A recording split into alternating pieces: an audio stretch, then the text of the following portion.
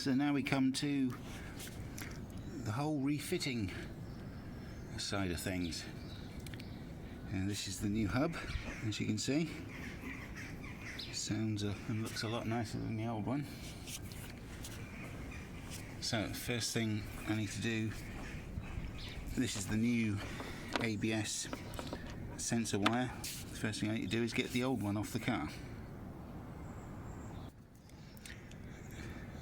So this is the old one, and it goes along, it goes up into there. I've already removed pushed the rubber grommet in, which fits in there. And then I need to unplug it from above. And that's it down in there. So I shall lift it up out of its clips, and that's it there. So I'll now unplug that. Right, so with the ABS sensor wire removed, I now need to just clean this face up with a wire brush.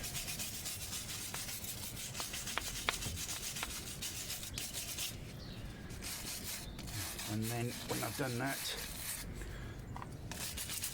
I'll apply some copper grease to the mating face.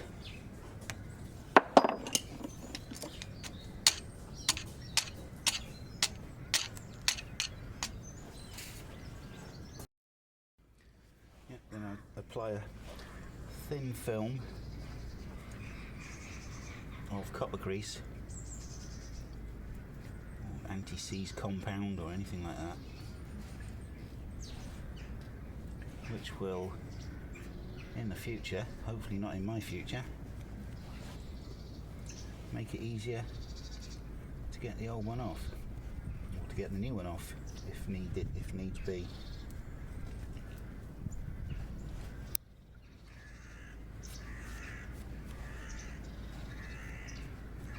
So, with the grease on, and you make sure you put your cable, the ABS cable, through the hub carrier, like so, and then you need to apply a good thick bead of sealant all around the front edge of the drive shaft. At least 3 millimeters thick, like so. Then being careful, keeping an eye on the ABS cable the whole time. Slide the hub into place.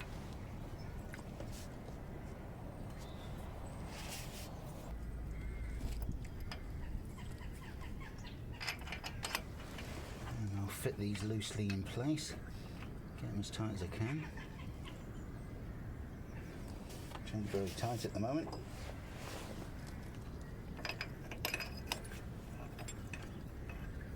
This is always the best part of a job. It's the reassembly. Getting parts off cars, especially on steering areas, is always the most difficult. Right.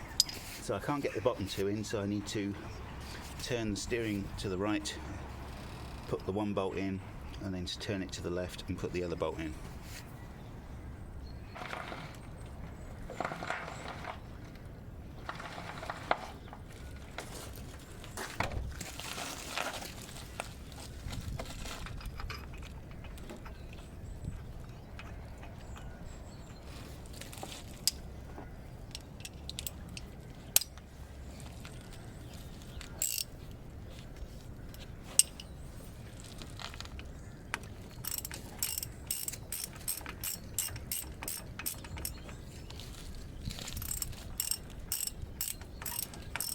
Do this one right in, because I don't want it jamming against the steering lock when I turn it in the other direction. Keeping an eye on this cable Don't want to get it pinched. Like so.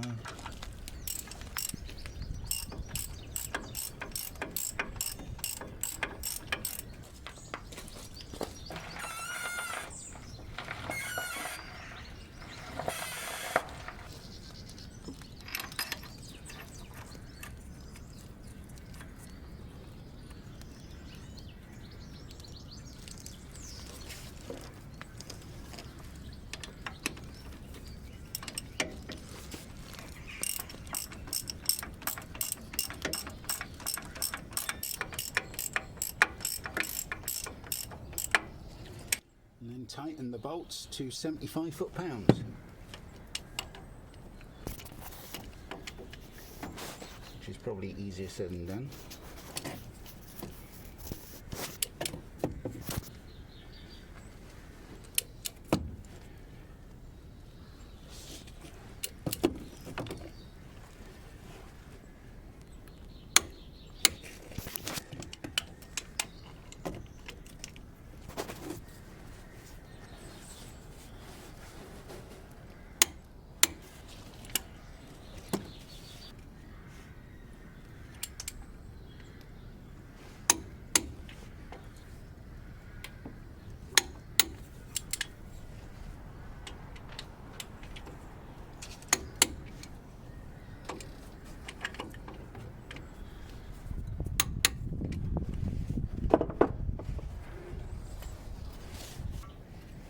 Then refit the mud shield.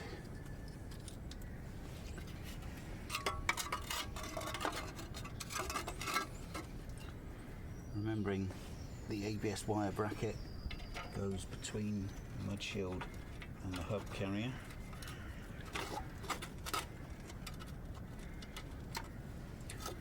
Attempting to find the hole, as the actress said to the bishop.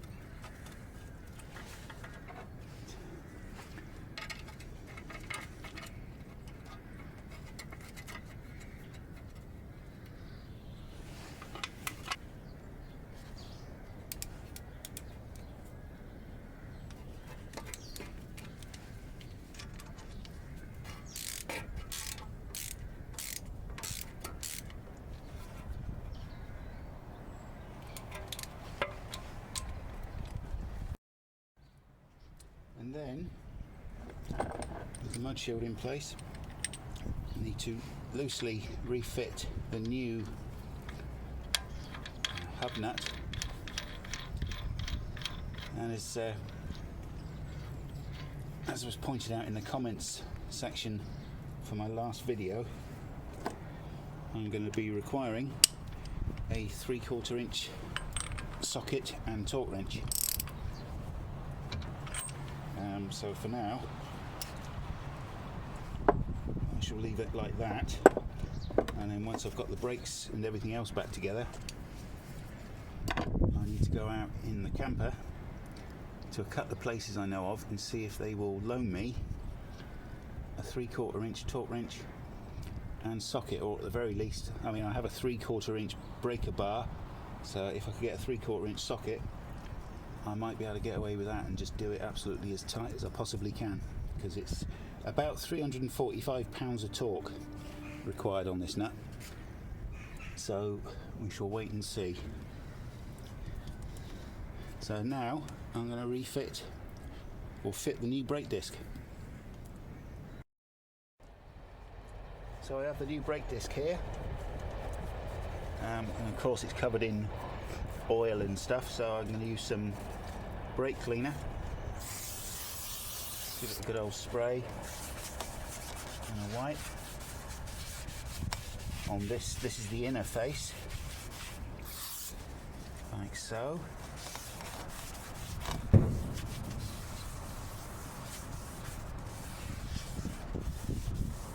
And then when I've fitted it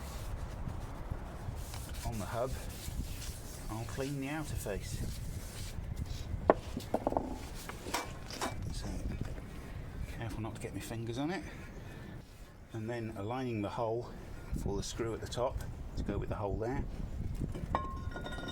On she goes.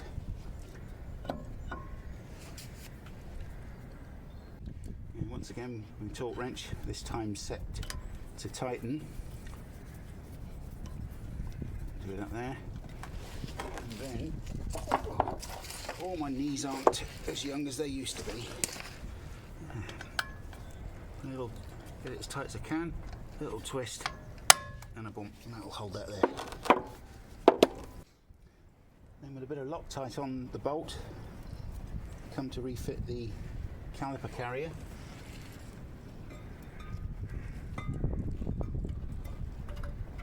So,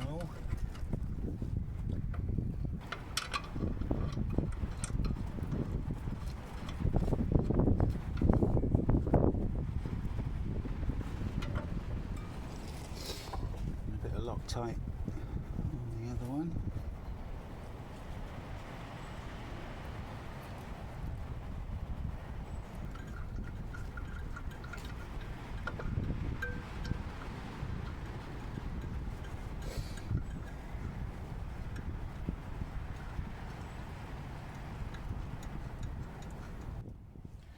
We then do these up to a torque of 129, which is that's in tow bar territory. So this could be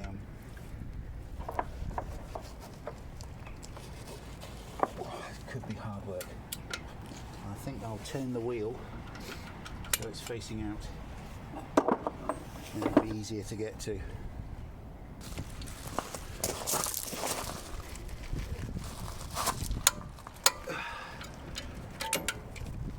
One.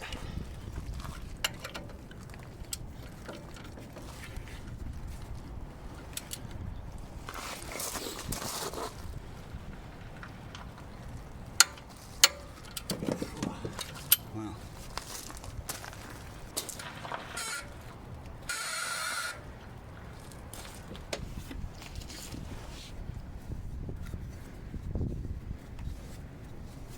Very nice. Okay, so I'm going to have a quick break, and then I'm going to mount the caliper and the new pads.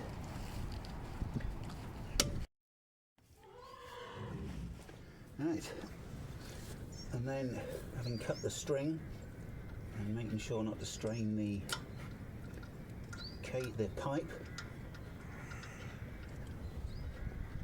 I shall refit, hopefully,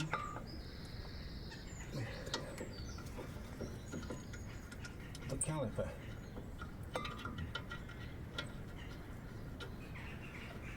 Okay.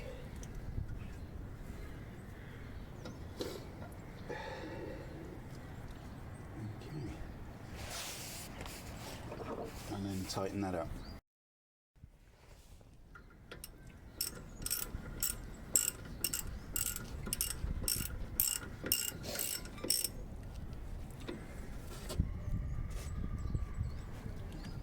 They're only about 22 foot-pounds, those, so that was approximately 22 foot-pounds. Okay. Now, I don't possess a caliper piston compression tool for pushing the pistons back in, but I do have a G-cramp, which will do just as nicely. Now, I've loosened off the cap on the filler reservoir.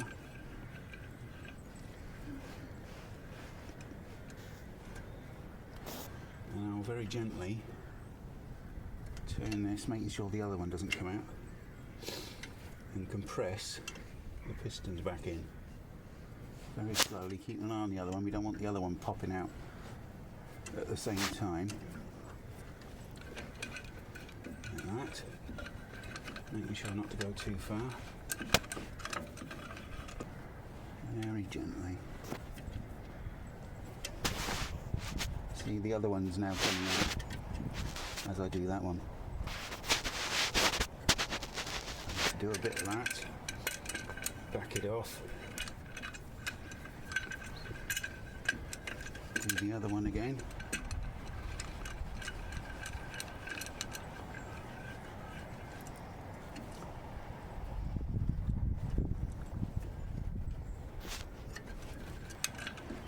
could be at this all day. So is it possible to do both at the same time? Let's have a look.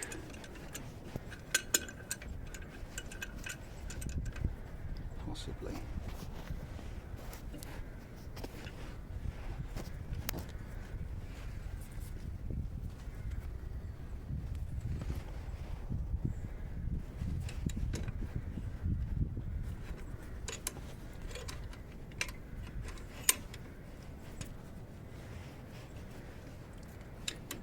Yes.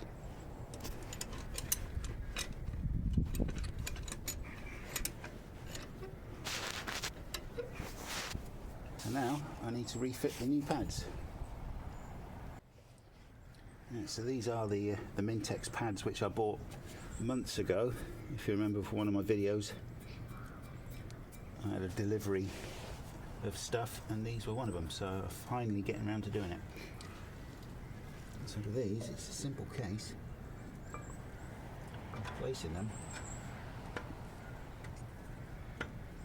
in there like so.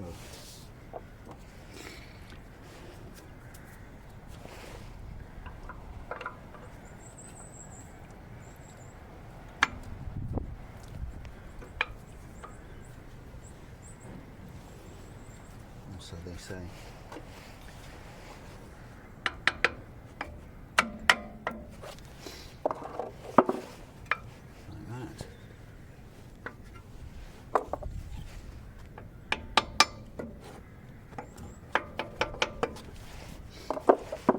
No need for any copper grease on these because they have an anti-squeal sort of pad on the back, and then close the what's it down. Yeah, well, it looks like this needs to, where the caliper slides, because it's a sliding caliper, I need to squeeze it in a bit to bring it over so it'll fit around. So out with my G-clamp again.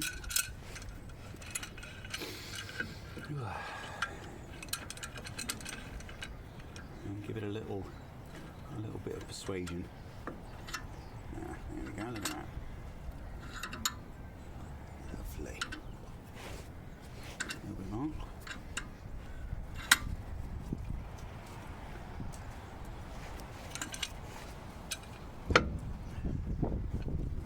Too far.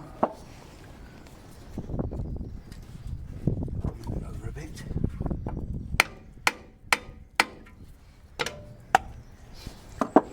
We're almost there. Almost there.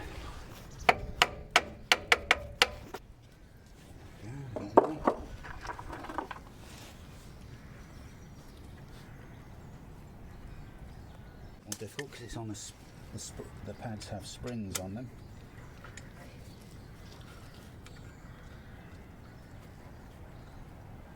And there we go, happened to find it, which is nice.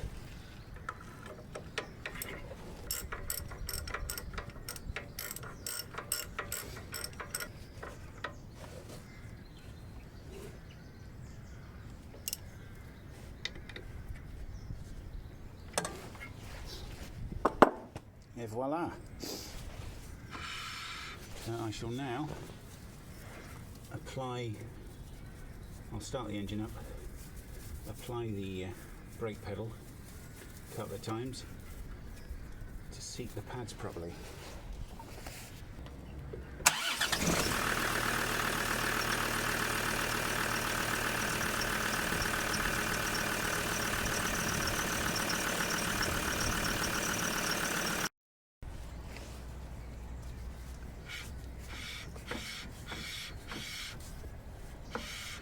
And there we have it.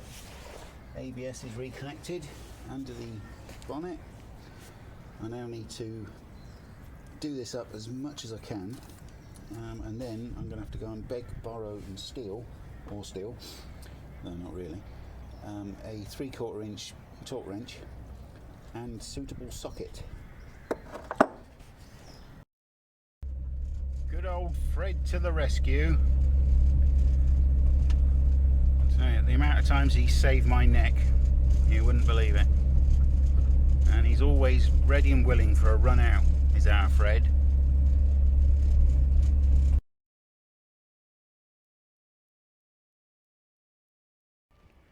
Well, that was a complete and utter waste of time in one regard, but good fortune in the other.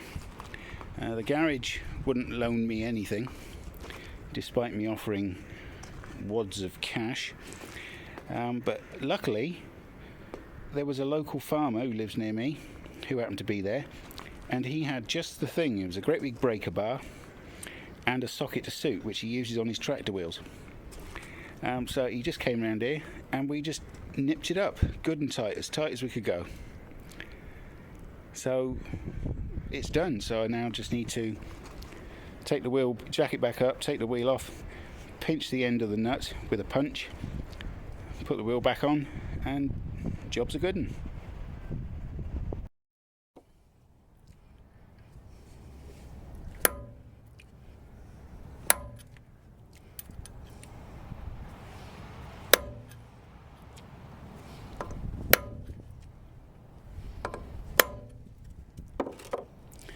And there we are, all nicely punched up. So, wheel back on and all done.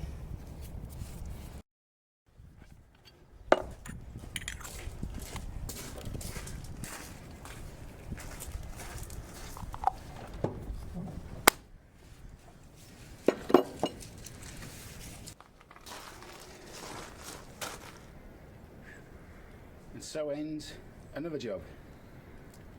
So I'm going to go and have a nervous breakdown, and I'll see you next time.